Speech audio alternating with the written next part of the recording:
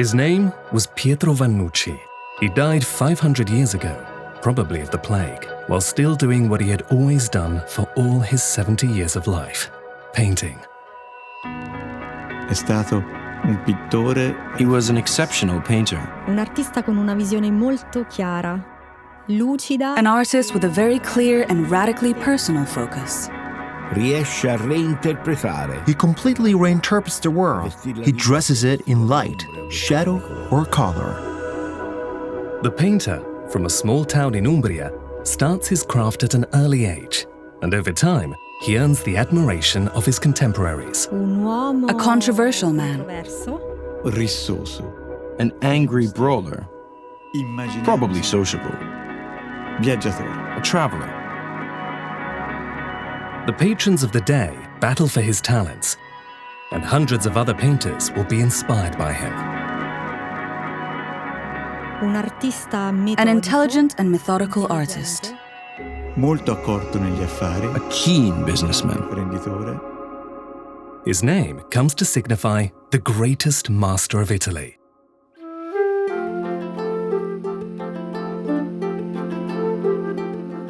Cristiano. A Christian, a citizen, an artisan, and without doubt, a genius as well. This is the story of Pietro di Cristoforo Vannucci, known to us all as the Perugino.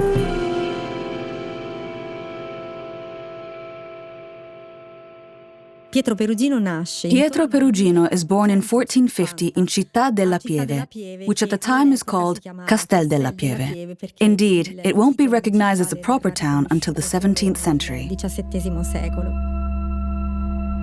Vannucci is born to a moderately well-to-do family of Castel della Pieve. Vasari, who hates him, says that his family is poor, but we know this to be false. Vannucci's family owns land and a house. The director of the National Gallery of Umbria, Marco Pierini, and the art historian Verrocchio Picchiarelli, curators of the large exhibition which will open to the public and the world on the 4th of March 2023, have painstakingly reconstructed the life and work of Perugino. Unfortunately, little is known about Perugino's education. In his biography, Vasari seemingly places Perugino as one of the students of Piero della Francesca. At the same time, however, he also denies this when talking specifically about Perugino, and even spitefully claims that his masters were of little talent. It's easy to imagine that in the Perugia of 1460, the painter must have followed a traditional apprenticeship in a master's workshop, picking up all necessary skills and knowledge, such as grinding paints, preparing tools, and collaborating with his master directly.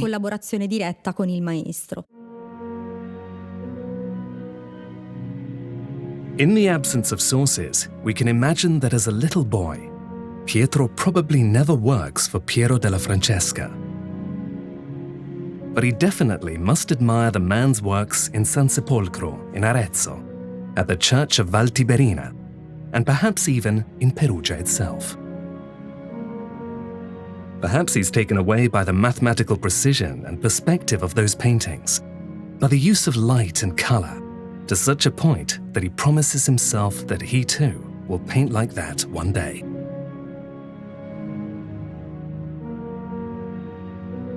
Perugino si forma in un centro Italia. Perugino grows up almost sheltered in central Italy, as at the time armed forces are pressing both from the north and the south through Europe and the Mediterranean. At the time, however, they still ignore the importance of this slice of Italy. Florence is undoubtedly at the center of Italy's political and cultural life. Thanks to its connections with the church, Florence has become the main financier of the papacy. La banchiera, diciamo così, dei papi. Medievalist Franco Cardini, when talking about the historical context in which the young Vannucci comes up, probably echoes Pietro's own question when he says, where to go in order to learn such a high level of painting?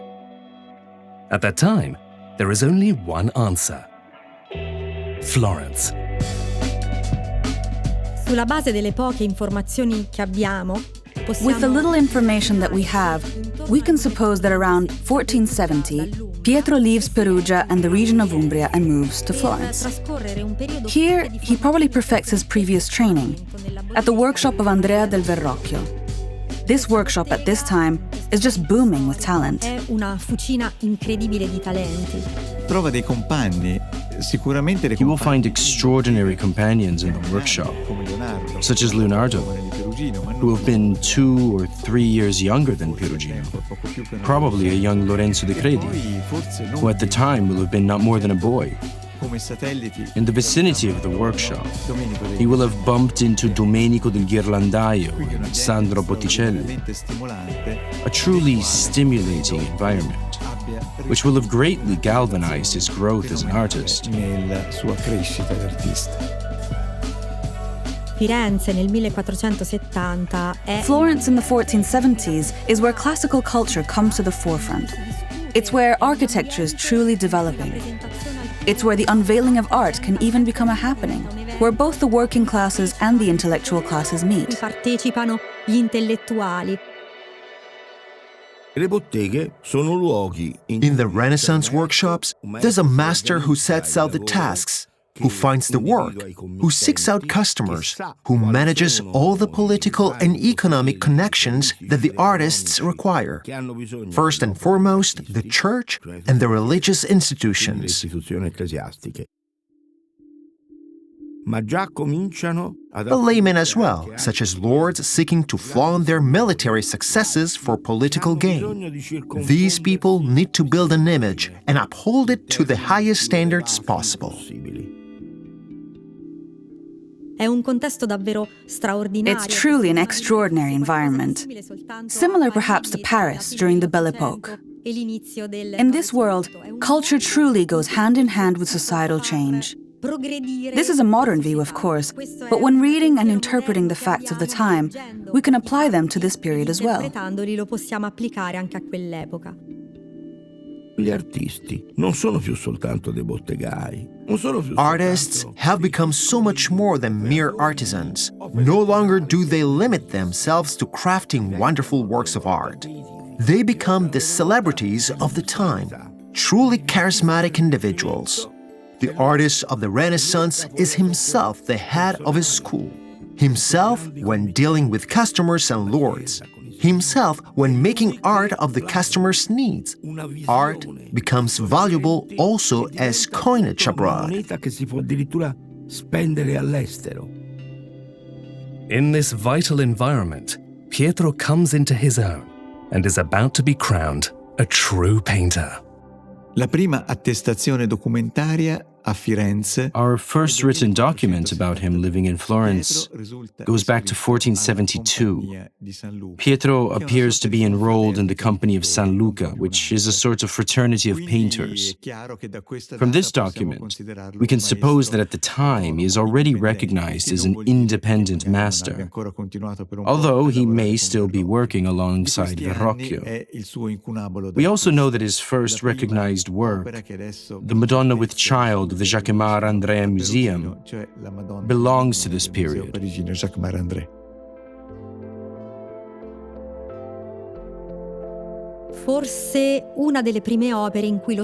Perhaps one of the first works in which the spirit of Perugino appears clearly and precisely.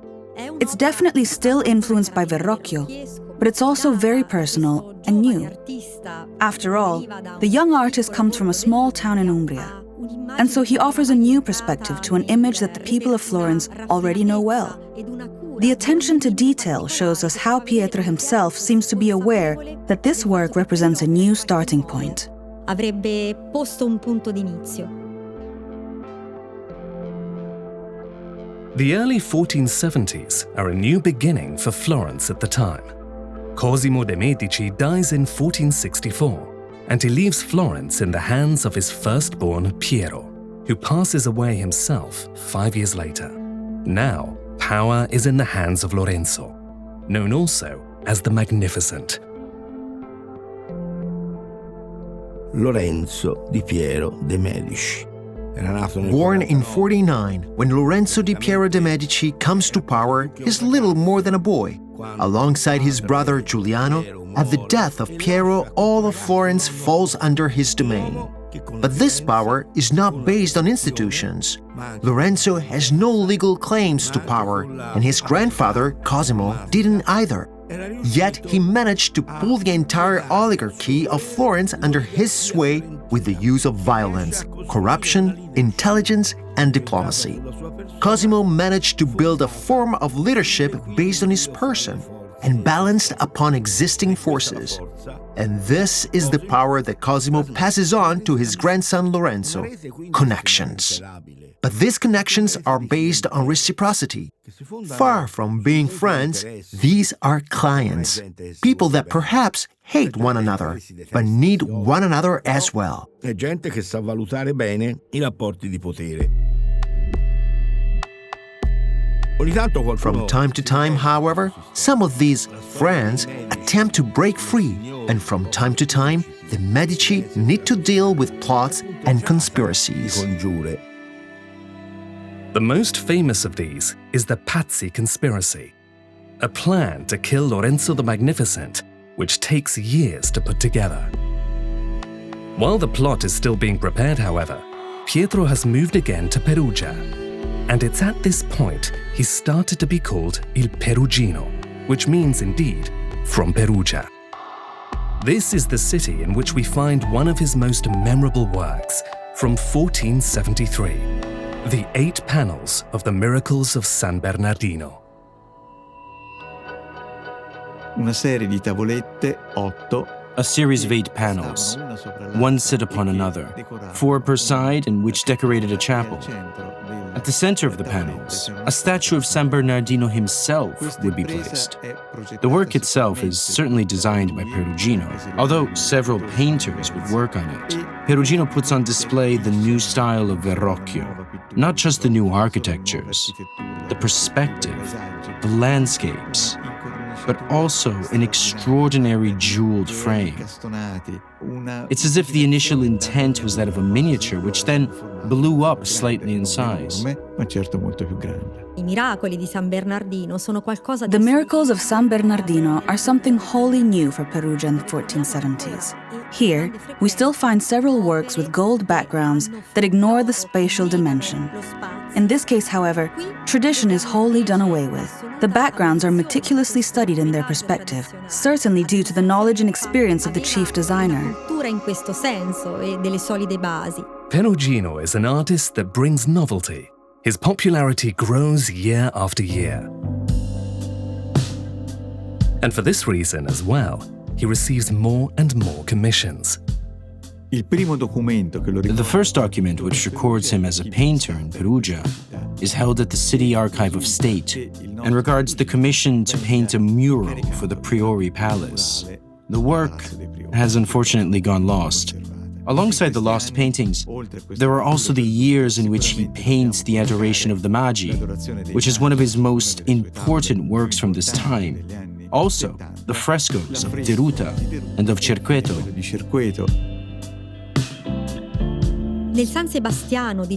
With the San Sebastian of Cerqueto, which is what remains of a much larger fresco, Perugino consciously measures himself with a monumental painting.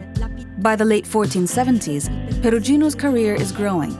He has created an important altarpiece for one of Perugia's main churches, produced a large fresco decoration, and challenged himself for the first time with monumental formats. Now he is finally ready for the most important world of art. That call soon beckons.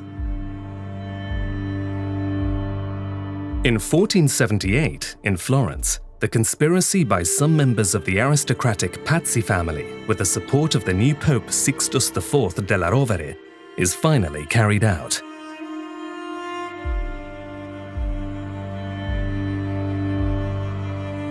Lorenzo the Magnificent manages to escape the ambush in which his brother Giuliano dies. The plan fails, and the people demand the conspirators be lynched.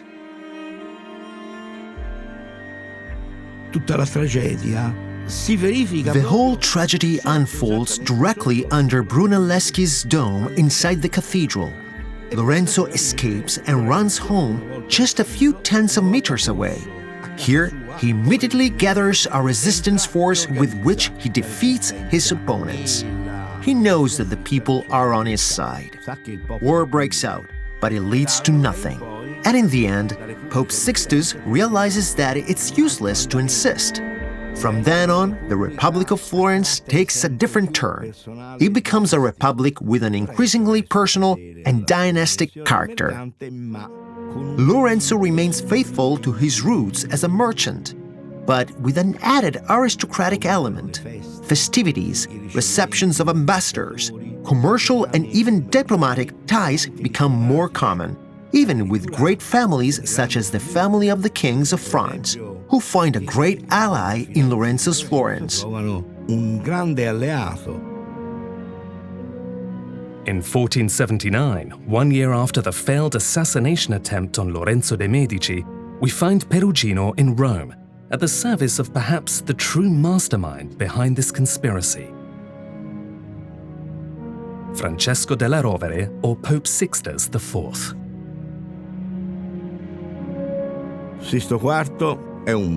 Sixtus IV is a great humanist, and he realizes that if the Pope is to become a king, his city must become the stage on which the king will prove himself. In short, a royal city.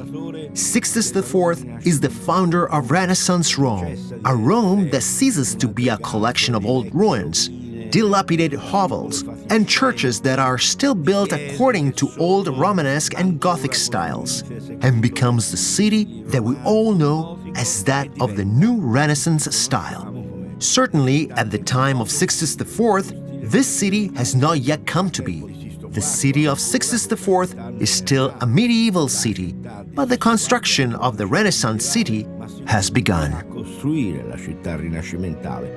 The Pope has called Perugino to entrust him with the task of frescoing the Chapel of the Immaculate Conception in the Basilica of St. Peter. What we know of the frescoes of the Chapel of the Immaculate Conception come from a sketch.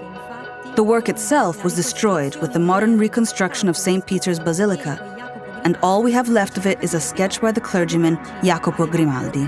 At least this document shows us how Perugino placed the figures in the painting. It's an extremely successful compositional scheme that he will replicate countless times throughout his career in several works. The figures were arranged in two overlapping registers. In the upper celestial plane were the Virgin and angelic creatures, and in the lower, so-called earthly plane, were the saints. Although we have nothing more than a sketch, there's no doubt that Perugino's work is a roaring success. Proven, if nothing else, by the fact that the Pope entrusts him with another commission, the assignment of a colossal enterprise, which he, Pietro di Cristoforo Vannucci from Castel delle Pieve, will have to oversee: the decoration of the walls of the Sistine Chapel. A feat of titanic proportions, which will launch him directly into the annals of the greatest artists of his time. And this dizzying endeavor comes between Sixtus IV and Julius II, between Perugino and Michelangelo. The name of Perugino will be etched in history forever with the frescoes of the Sistine Chapel. But Perugino will need to face his first challenges as well. You have listened to Perugino, the greatest master of Italy, a podcast created by Cora Media for the National Gallery of Umbria. Contributors include Marco Pierini, Verrocchio Picchiarelli, Franco Cardini. The narrator is Christopher Blake, Eric Alexander as Franco Cardini, Caterina Sforza as Verrocchio Picchiarelli, John Vincent Aquilecchia as Marco Pierini. Editorial care by Davide Savelli. In the editorial office, Anna Iacovino. Sound and music supervision by Luca Micheli.